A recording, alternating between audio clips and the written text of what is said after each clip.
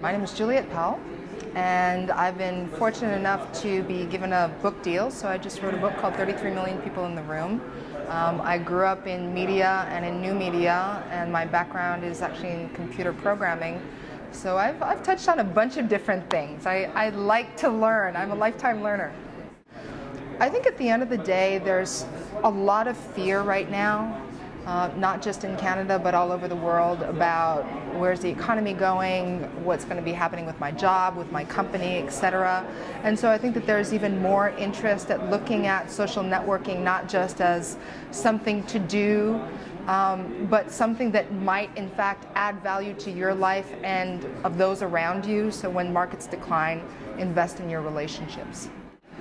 Again, I was very fortunate. From the age of 16 or 17, I was kind of thrust in front of the spotlight with cameras rolling and had the opportunity to interview a myriad of different newsmakers and celebrities.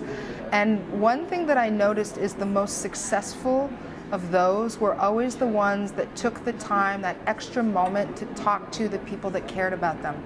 You know, they wouldn't just kind of wave by. They would stop, they would look the person in the eye.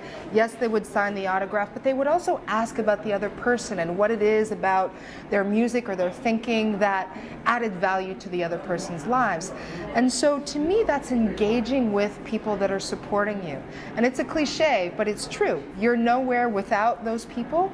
And so when it comes to online social networks, it's exactly the same thing. Sure, there are people that are out there that just want to see, thousands of people in a social network, and that makes them feel popular. But at the end of the day, it's far more valuable to you as well as to the other people to be able to find that thing that you have in common, or those multiple things that you have in common, and start engaging around that, so that there really is a shared passion, there really is the budding relationship. And that's when, again, you're not just getting value from the other, but you're also giving value. So it's a positive feedback loop.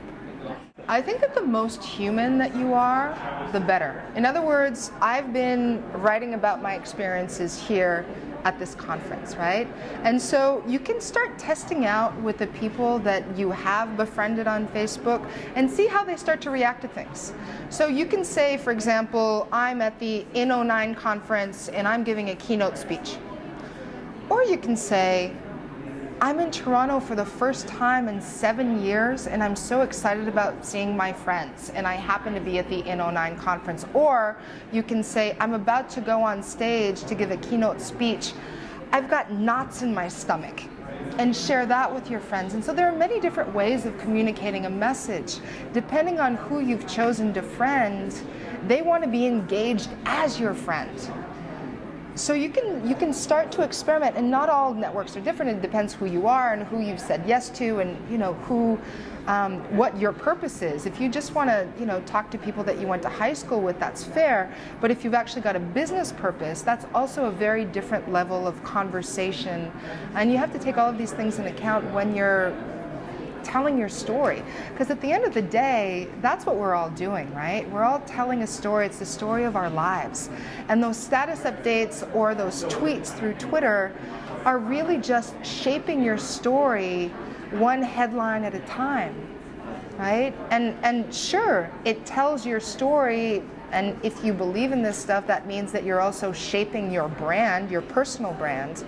But I think that the most important thing there is, the more people care about you, the more that they're going to want to know about what you're doing. They're going to want to know about what products you're building, what companies you're starting, or who your friends are, and what excites you. Again, all depending on how you position it, but it's your story.